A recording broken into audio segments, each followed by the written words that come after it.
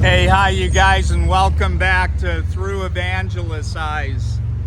We are in Judges chapter 10, and Gideon has died, and Abimelech came in and made a huge amount of trouble, and different judges followed them.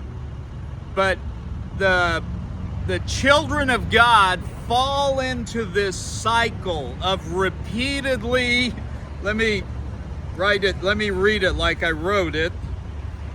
They are in this cycle of victory, and then they're in the cycle of defeat. They're in the cycle of trusting God, and then they're in this cycle of forsaking everything they know about God.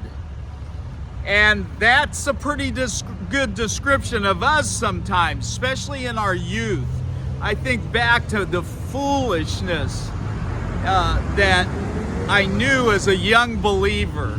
And you're in this cycle, and I hope and pray that we are breaking that cycle. And let me read, the title of this video is Israel Cries Out. Or just plain cry out. You cry out. I cry out. Learn how to cry out to God. And I believe that crying isn't a sign. If you're not crying, I don't think that's a sign that you're strong, as much as maybe it's a sign that you don't have feeling in your heart, or I don't care enough about the lost or my neighbor or the hurting. Crying is a good thing. Let me go to Psalms, the 34 Psalms. Or no, I'm going to start at Psalms chapter 18, verse 6. In my distress, I called upon the Lord and cried to my God for help. He heard my voice out of his temple, and my cry for help before him came into his ears.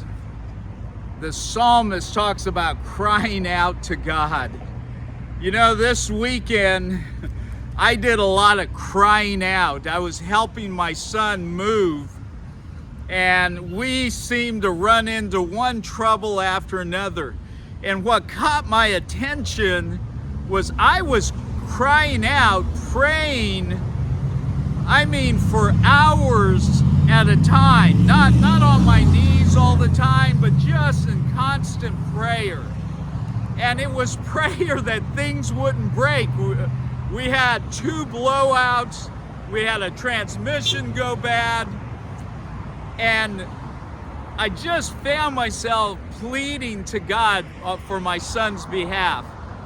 And then it hit me, what am I doing? Why was I so caught up in prayer for the transmission of a vehicle or the tires on a vehicle?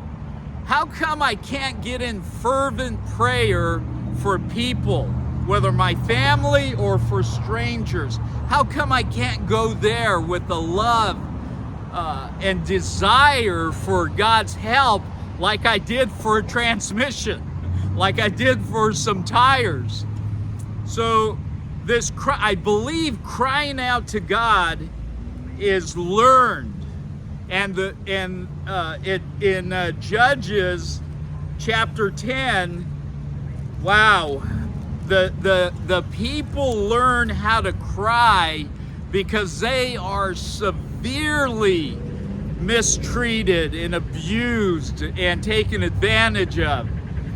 And I'm convinced God, part of this journey between here and heaven is learning how to cry out. I once talked to a guy on the street.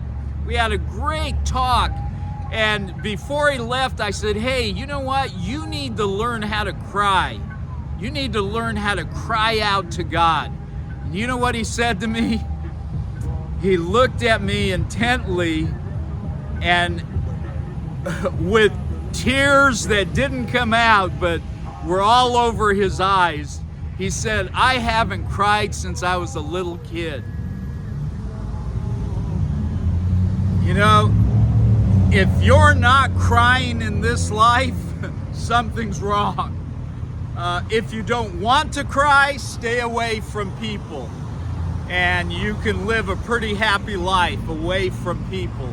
But if you want to know God's mission for you, God's assignment for you, get around people and don't be afraid to cry and cry out often to God.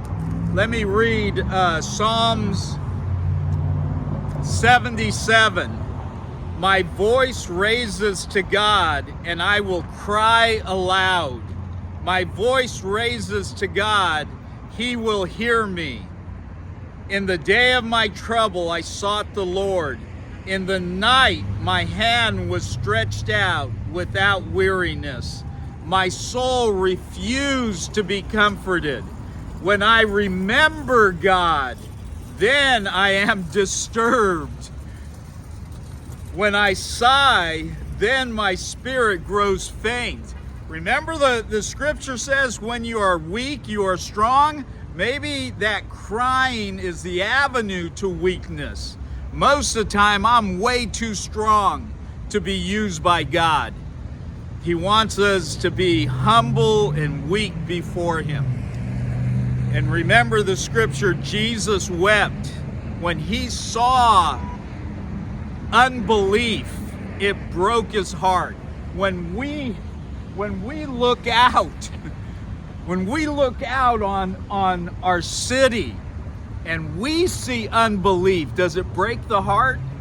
I hope it does. I hope it does. So God bless you. I hope that soon you find yourself crying that, oh God, use me. Okay? God bless you, and here we go.